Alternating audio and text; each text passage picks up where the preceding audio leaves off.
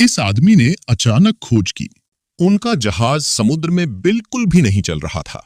इसके बजाय ये एक डूबे हुए शहर के ऊपर तैर रहा था।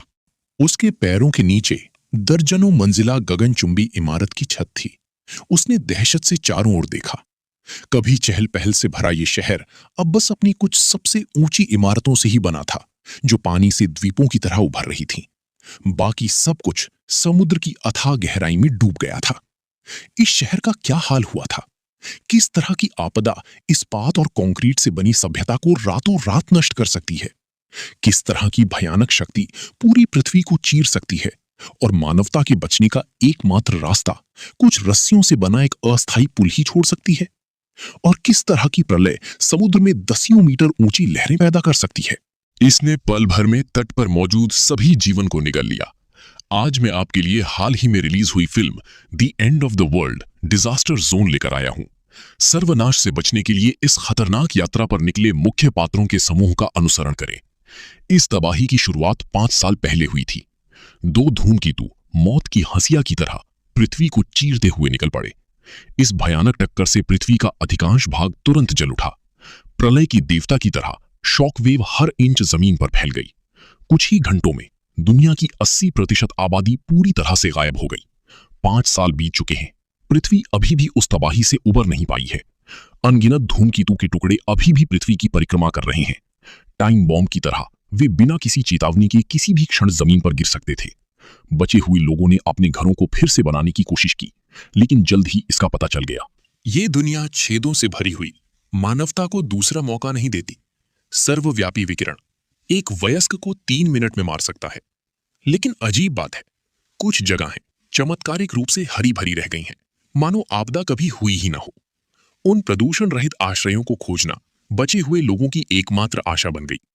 नायक जॉन और उसका परिवार अन्य लोगों के साथ एक बंकर में मुश्किल से जीवित बचे, लेकिन बाहरी वातावरण बदतर होता जा रहा था। भूकंप अक्सर आते थे और ज्वालामुखी किसी भी क्षण फट सकते थे। बंकर में हर कोई जानता था कि वे ज्यादा देर तक टिक नहीं सकते और उन्हें बाहर निकलने का रास्ता खोजना ही था। इस समय अनगिनत उल्कापिंड की टुकड़ी अभी भी तैर रहे थे अंतरिक्ष, और जमीन पर खड़े होने का मतलब किसी भी क्षण कुचलकर मर जाना हो सकता है। सबसे भयानक बात यह है कि उल्कापिंड की प्रभाव ने ज्वालामुखी गतिविधि को ट्रिगर किया। उबलता हुआ लावा बांध क्षेत्र में बह गया।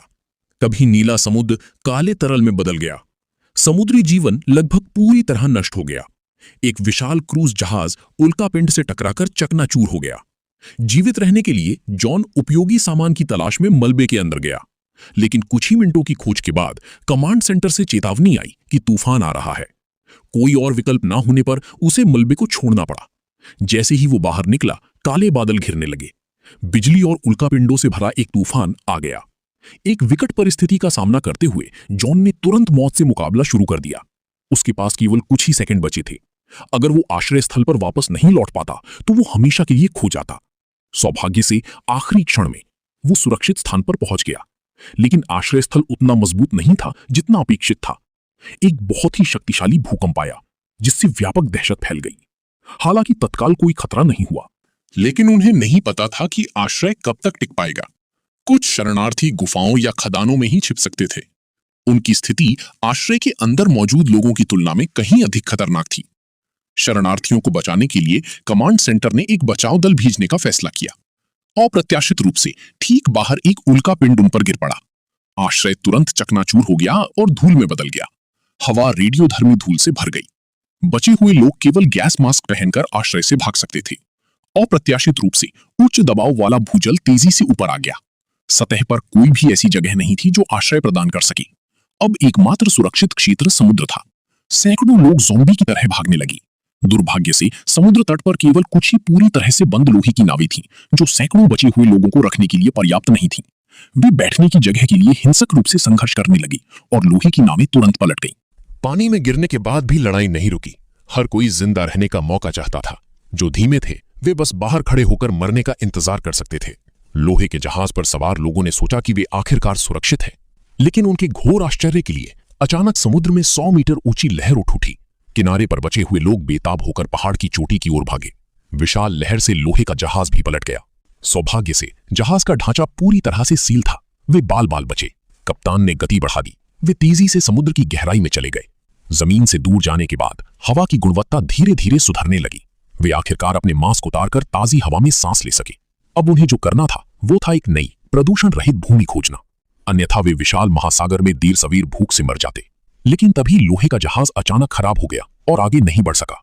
बचे हुए लोग निराशा में डूब गए, ये सोचकर कि वे आज समुद्र में ही मर जाएंगे।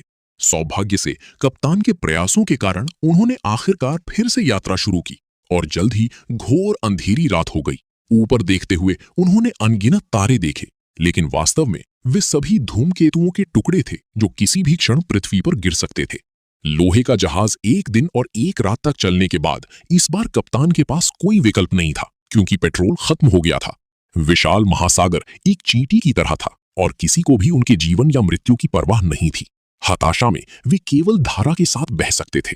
कई दिनों तक बहने के बाद जहाज अचानक बुरी तरह हिल गया और जब उन्होंने हैच खोला तो वे चौंक गए। चारों ओर देखने पर उन्हें केवल डूबी हुई गगनचुंबी इमारतें ही दिखाई दी। पता चला कि शहर समुद्र में डूब गया था। कप्तान ने अपने चप्पू निकाले और हताशा में लोहे के जहाज को चलाया। आखिरकार वे धीरे धीरे आगे बढ़ने लगे। शीशे के पार से वे समुद्र के पानी में डूबी इमारतें देख सकते थे। दुर्भाग्य से वे खंडहर हो चुकी थीं और रहने लायक नहीं थीं। कुछ बचे हुए लोग इस लोहे की नाव के सहारे सफलतापूर्वक ऊंचाई पर पहुंच गए। हालांकि यहाँ की स्थिति आशाजनक नहीं थी। स्थानीय निवासी बहुत पहले ही अपने घर छोड़ चुके थे। वे शायद अब किसी गुफा में छिपे हों, लेकिन दूर से आए इन फंसे हुए लोगों के पास जाने के लिए कोई जगह नहीं थी। वे इस वीरान कस्बे में केवल भोजन की तलाश कर सकते थे। जब वे सड़क पर पहुंचे तो उन्हें शरणार्थियों का एक समूह मिला। पता चला कि उन्हें भी छोड़ दिया गया था। स्थानीय सरकार ने इन शरणार्थियों को भूमिगत आश्रय में जाने से मना किया था। आदेश का उल्लंघन करने वालों को मौके पर ही मार दिया जाता।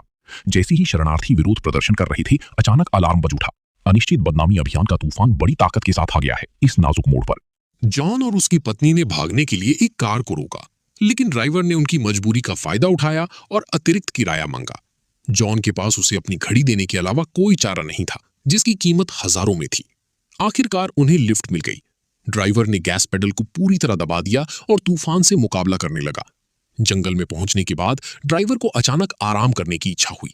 असल में वो बस एक और सवारी लेना चाहता था। जॉन ने जमीन को थोड़ा हिलते हुए देखा। ऊपर देखते हुए उसने अनगिनत नुकीले टुकड़े तेजी से उनकी ओर उड़ते हुए देखे। भागने में बहुत देर हो चुकी थी। जीवित रहने का एकमात्र तरीका पेड़ से चिपकना था। कुछ सेकंड बाद एक शक्तिशाली भूकंपीय लहर उठी। पेड़ से चिपके हुए दोनों लगभग उड़ ही गए थे। तभी हजारों नुकीले टुकड़े उनकी ओर उड़े। ये एक क्रूज मिसाइल की तरह जमीन पर गिरा। खतरा भांपते हुए ड्राइवर ने गाड़ी भगाने की कोशिश की। अगले ही पल वो विशाल उल्कापिंड से टकरा गया और गाड़ी पल भर में सैकड़ों मीटर दूर जा गिरी। कुछ मिनटों के बाद आखिरकार शांति छा गई। जॉन और उसके दो साथी सौभाग्य से बच निकले। कार में वापस आकर उन्होंने अपनी घड़ियां निकाली। उन्हें अंदर काफी सारा सामान भी मिला। ऐसा लग रहा था कि ड्राइवर ने कई लोगों को ठगा था। उसने बच्चों के बॉक्सिंग ग्लव्स तक चुरा लिए थे। फिर वे लोग एक अस्पताल पहुंचे। वहां कई बुजुर्ग लोग थे जो भाग नहीं पाए थे। हालांकि वहां की हवा बहुत खराब थी। वे वहां कुछ ही सालों में जिंदा रह सकते थे। इसलिए कुछ दिनों तक वहां रहने के बाद जॉन ने एक नया ठिकाना खोजने की तैयारी की। अचानक उसी रात उन पर हमला हो गया। पता चला कि ये आपदा का फायदा उठाने वाली कुछ और बेताब अपराधियों का गिरोह था। भीषण गोलीबारी के बाद उन्होंने एक और साथी को खो दिया। तीनों बचे हुए लोग अपनी कार लेकर रेगिस्तान की ओर चल पड़े। ये जगह कभी हरी भरी घास का मैदान हुआ करती थी, लेकिन अब धूल से ढकी हुई है। जॉन डरते डरते आगे बढ़ता रहा। तभी उसी रास्ते में लगभग 1 दर्जन कारें दिखाई दी। आगे एक अथाह खाई थी। कोई और विकल्प ना होने के कारण उन्हें कार छोड़नी पड़ी। वे सारा सामान अपने साथ नहीं ले जा सकते थे। खाई पार करने का एकमात्र रास्ता ये हिलता डुलता झूलता हुआ पुल था। बीच में केवल एक पतली रस्सी थी। समूह ने दोनों किनारों को पकड़कर सावधानी से इसे पार किया। अचानक बीच रास्ते में तेज हवा चलने लगी। झूलता हुआ पुल तुरंत एक तरफ झुक गया। अपने शरीर का ध्यान रखो। महिलाएं भयभीत हो गईं और चीखने लगीं। सौभाग्य से तेज हवा जल्दी ही रुक गई। राहत की सांस लेते हुए समूह आखिरकार बीच में पहुंच गया, लेकिन स्थिति और भी खतरनाक हो गई। सीढ़ियों से बने इस पुल पर कोई रेलिंग नहीं थी। सैकड़ों मीटर गहरी खाई को पार करने के लिए उन्हें रेंग कर जाना पड़ा। स्थिति और भी बदतर हो गई क्योंकि उनके बगल की चट्टान ढहने लगी थी। बचे हुए लोग समय से मुकाबला करते हुए किसी भी तरह दूसरी तरफ चढ़ने के लिए बेताब हो गए। अचानक उनके पीछे की रस्सी जोरदार आवाज के साथ टूट गई। उससे चिपके तीनों लोग घाटी की तलहटी में गिर पड़े। जिस पुल पर जॉन था वो भी हिलने लगा। एक युवक डर से कांप उठा। पहले से ही अस्थिर पुल और भी खतरनाक हो गया। आखिरकार वो फिसल गया और एक और जान गंवा बैठा। फिर एक के बाद एक घटनाएं घटी। पूरा पुल खाई में गिर गया। पुल का बचा हुआ आखिरी हिस्सा भी जोर से हिलने लगा। बेटे का निचला शरीर पूरी तरह से खुला हुआ था। यह बेहद खतरनाक था। जॉन और उसकी पत्नी ने कसकर पकड़ रखा था। बड़ी मुश्किल से उन्होंने अपने बेटे को ऊपर खींच लिया। तीनों पुल से कसकर चिपके रहे और उतरते ही उन्हें एक सशस्त्र समूह ने पकड़ लिया। तभी उनके सामने एक बंदूकधारी व्यक्ति प्रकट हुआ। जॉन ने तुरंत अपने हाथ ऊपर उठा लिए। उसने उन तीनों का परिचय दिया और बताया कि उनका उद्देश्य क्या है। अप्रत्याशित रूप से सुनने के बाद उस व्यक्ति ने अपना हथियार नीचे रख दिया। वो उन्हें अपने गुप्त अड्डे तक ले गया। अब वे उत्तरी फ्रांस के एक शहर में थे।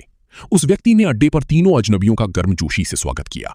ये सुनकर कि वे अपनी आदर्श जगह खोजना चाहते हैं, उस व्यक्ति ने सिर हिलाया और कहा, वो जगह मौजूद है, इसे क्रेटर कहते हैं, लेकिन वहां पहुंचना बहुत मुश्किल है। विभिन्न बलों की शेष सेनाएं लगातार लड़ रही हैं। मुख्य भूमि पार करना असंभव है, लेकिन अगर तुम सच में जाना चाहते हो तो मैं तुम्हें एक गुप्त रास्ता बता सकता हूं। उस आदमी ने अपनी जेब से एक तस्वीर निकाली और जॉन को दे दी। ये तस्वीर पास थी। वो इसे अधिकारी को देकर चेक पॉइंट से गुजर सकता था। ये बहुत सुरक्षित है। फिर उस आदमी ने जॉन से अपनी बेटी कैमिला को अपने साथ ले जाने को कहा, क्योंकि केवल वहीं उनका पुनर्जन्म हो सकता था। अन्ना तुरंत मान गई। समूह कार में बैठा और अपनी यात्रा जारी रखी, लेकिन जॉन की खांसी और बढ़ गई। उन्हें आराम करने के लिए एक सुरक्षित जगह मिली, लेकिन जैसे ही वे रुके, अचानक उनका सामना हथियारबंद लोगों के एक समूह से हुआ। उन्होंने सीधे उन पर हथियार तान दिए। एक सैनिक चिल्लाया, यहां हर जगह बारूदी सुरंगें हैं। आप भाग्यशाली हैं कि आप इतनी दूर तक जिंदा पहुंच गए। कैमिला ने फ्रेंच में अपना उद्देश्य समझाया। फिर सैनिक ने अपना ध्यान हटा लिया। उस रात उसने सबसे कठिन हिस्से में उनकी मदद करने का भी फैसला किया। सिपाही ने कहा, यही जगह गड्ढे तक जाने का एकमात्र रास्ता है, लेकिन यहां सुबह से रात तक लड़ाई जारी रही और दोनों तरफ से गोलीबारी कभी नहीं रुकी। उस रात एक सिपाही 4 आदमियों को कांटेदार तार के पार युद्ध क्षेत्र के किनारे ले गया। चारों ओर से गोलियों की आवाज गूंज उठी। पास में लगातार गोले फट रहे थे। कीचड़ और कंकड़ लगातार उड़ रहे थे। कई आदमी झुके हुए सैनिकों के पीछे पीछे चल रहे थे। जैसे ही वे आगे बढ़े, गोलियां उनके सिर के ऊपर से सनसनाती हुई निकल रही थीं। हर पल उन्हें ग्रेनेड से घायल होने का खतरा था। जॉन ने नाथन का हाथ कसकर पकड़ लिया। अन्ना उनके पीछे पीछे चल रही थी। कैमिला ने अपने दांत पीस लिए और चुप रहीं। वे एक गड्ढे से होकर भागे। वे कई लाशों के पास से गुजरे। आखिरकार वे एक अपेक्षाकृत सुरक्षित जगह पर पहुंच गए। हांफते हुए सैनिक ने कहा, चलते रहो और तुम्हें तस्वीर में दिख रहा अधिकारी मिल जाएगा। वो तुम्हें सही रास्ता दिखा सकता है। जॉन ने उसे धन्यवाद दिया। वे रात के अंधेरे में आगे बढ़ते रहे। अंततः उन्हें सुबह 7:30 पर अधिकारी का शिविर मिला। सुबह 7:26 पर आगे के पहाड़ को पार करने के बाद उन्हें तब तक ज्वालामुखी के गड्ढे तक पहुंच जाना चाहिए था। हालांकि सुबह 7:28 पर शिविर में पहुंचकर अधिकारी के बारे में पूछताछ करने पर उन्हें पता चला कि अधिकारी पहले ही युद्ध में शहीद हो चुके थे। जॉन के पास कोई विकल्प नहीं था, लेकिन वो सैन्य शिविर के प्रभारी अधिकारी को ढूंढने के अलावा और कुछ नहीं कर सकता था और उससे बाहर निकलने का रास्ता मांगने के लिए विनती कर सकता था। जब अधिकारी ने सुना कि जॉन मरने वाला है तो उसे दया आ गई और उसने अपने बगल में खड़ी एक बस की ओर इशारा किया और कहा, वो वाली बस ले लो, तुम क्रेटर तक जा सकते हो। जॉन ने बहुत कुछ सहा था और वो बस यही आशा करता था कि वो अपने जीवन के शेष समय में अपनी पत्नी और बच्चों को एक अच्छा जीवन दे सके, लेकिन आगे का रास्ता अभी भी कांटों से भरा था। अचानक गाड़ी चलाते समय एक धमाके की आवाज सुनाई दी। पहरेदार गाड़ी से बाहर भागे और लुटेरों का डटकर सामना किया, लेकिन मौके पर ही गोली मारकर उनकी हत्या कर दी गई। दूसरे लुटेरे दौड़े और चिल्लाए कि सभी लोग गाड़ी से उतर जाएं। जॉन ने अन्ना का हाथ कसकर पकड़ा और फुसफुसाया, हमें अपनी बेटी को गड्ढे में ले जाना होगा। इसके तुरंत बाद गाड़ी में झगड़ा छिड़ गया। अन्य यात्रियों ने एक दूसरे को कंधे से धक्का दिया और मिलकर एक लुटेरे को काबू में कर लिया। अफरा तफरी के बीच कार के अंदर से 2 गोलियों की आवाज सुनाई दी। कुछ ही क्षण बाद जॉन ने कार का दरवाजा धक्का देकर खोला और बाहर निकल गया। अन्ना ने तुरंत राहत की सांस ली, लेकिन जॉन को चलने में कुछ कठिनाई हो रही थी। उसने अपना हाथ हटाया, तभी सभी ने देखा कि उसकी पीठ में गोली लगी है। खून लगातार बह रहा था। जॉन ने दांत पीसते हुए कहा, मैं अभी भी हिम्मत रख सकता हूं। अन्ना जल्दी से ड्राइवर की सीट पर भागी, कार स्टार्ट की और गड्ढे की ओर चल पड़ी। कुछ देर चलने के बाद कार आगे नहीं जा सकी। उन्हें कार से उतरना पड़ा। कई लोगों ने जॉन को पहाड़ की चोटी की ओर चलने में मदद की। वे बहुत देर तक चलते रहे और आखिरकार पहाड़ की चोटी पर पहुंच गए। उनके सामने क्रेटर था, जहां जीवन जीवंत था, हरे भरे पेड़ों से भरा हुआ और साफ झील का पानी धूप में चमक रहा था, मानो आपदा कभी हुई ही न हो। चारों लोग मुस्कुराए बिना नहीं रह सके। तभी जॉन और नहीं टिक सका और गिर पड़ा।